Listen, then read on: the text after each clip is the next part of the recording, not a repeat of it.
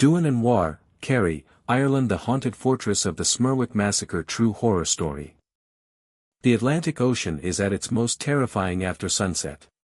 Towering waves crash relentlessly against the jagged cliffs of Ireland's western coast while dense sea fog rolls silently across the landscape.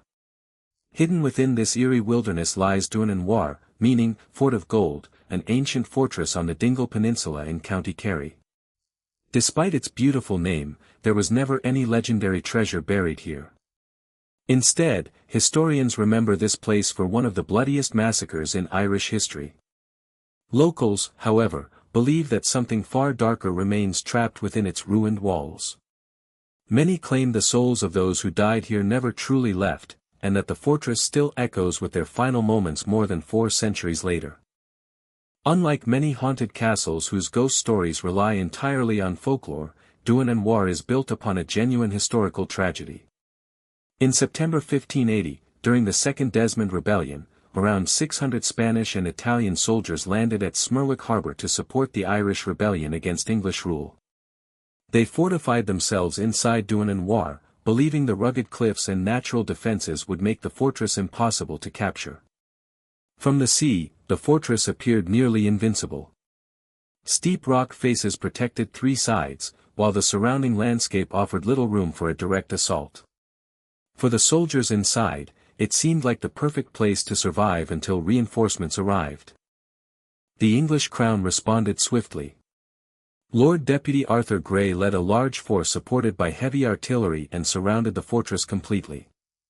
Day after day, cannons pounded the stone defences while food, water, and hope slowly disappeared inside the fort. The defenders watched their walls crumble under relentless bombardment.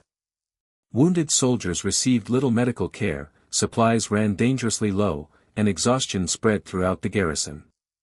Eventually, realizing that further resistance would only lead to complete destruction, the defenders agreed to surrender, believing they would be treated as prisoners of war according to the customs of the time. What happened next became one of Ireland's darkest chapters. After laying down their weapons and surrendering, hundreds of Spanish, Italian, and Irish soldiers were executed under English orders. Historical records differ on the exact number, but several hundred men were killed despite their surrender, while only a handful survived. Bodies were reportedly buried near the fortress or left exposed around the surrounding cliffs. The massacre became infamous throughout Europe and remains one of the most controversial military actions of Elizabethan Ireland. The violence was so sudden and so absolute that many believe the emotional scars never disappeared from the land itself. Over the centuries, local fishermen began sharing strange stories about the ruined fortress.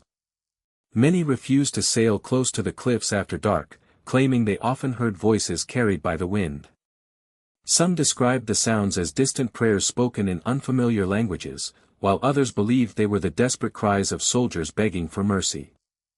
On calm nights, when the sea should have been silent except for the waves, witnesses claimed they could hear synchronized footsteps echoing across the cliffs as though an invisible army were still marching toward battle.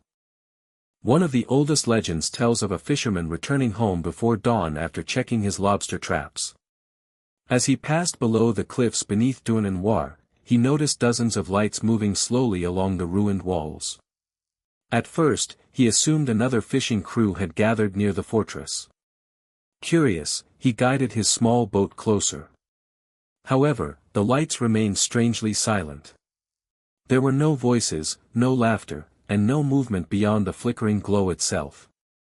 Suddenly, every light disappeared at exactly the same moment, plunging the entire cliff into darkness. Seconds later, heavy footsteps echoed directly above him.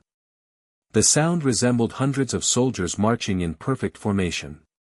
Terrified, the fisherman looked toward the ruins but saw absolutely nothing. The footsteps continued for several minutes before fading into the roar of the Atlantic. According to his family, he never returned to those waters before sunrise again. Another frequently repeated account involves photographers exploring the Dingle Peninsula during sunset. Several visitors have claimed that photographs taken around the fortress later revealed unexplained human-shaped figures standing among the broken walls. Some appeared dressed in clothing resembling 16th-century soldiers. Others seemed to stare directly toward the camera despite nobody being present when the photographs were taken.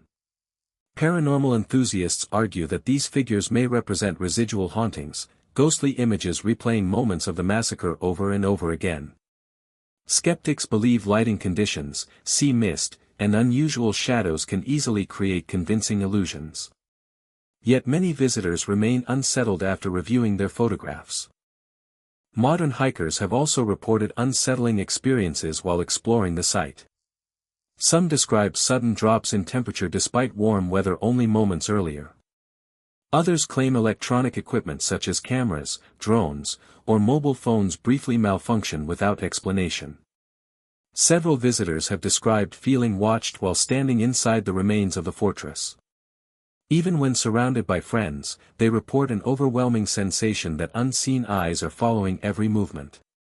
Although these experiences cannot be verified scientifically, similar reports have surfaced for decades from people who had never heard the local ghost stories before visiting. Among Kerry's oldest local legends is a warning passed down through generations. Elders tell children never to call their own name aloud while standing alone inside the ruins after sunset.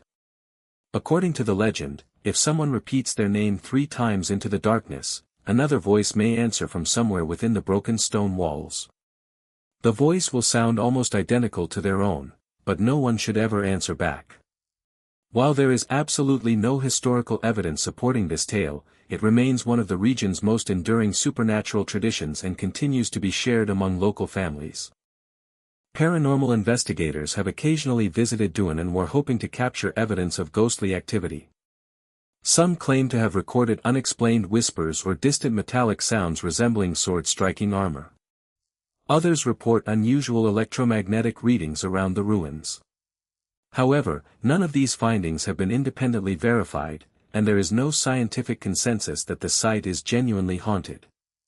Natural explanations such as powerful coastal winds, unusual acoustics, sea fog, and psychological suggestion remain the most likely reasons for many reported experiences.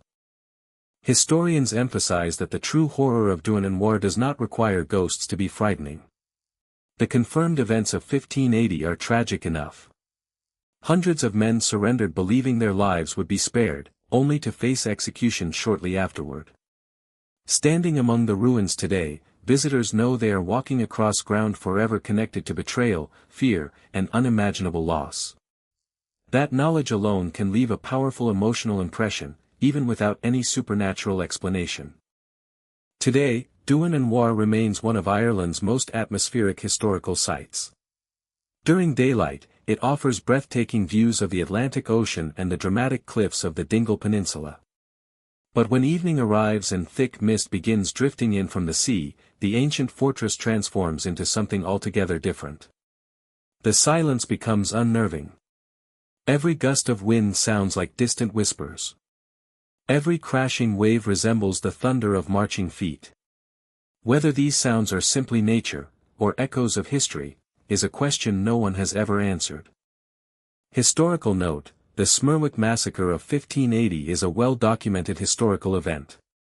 However, the ghost sightings, phantom soldiers, mysterious voices, and paranormal encounters described in this story are based on local folklore, legends, and reported experiences rather than verified historical fact. This combination of documented history and enduring legend has made Doon and War one of Ireland's most fascinating and haunting locations.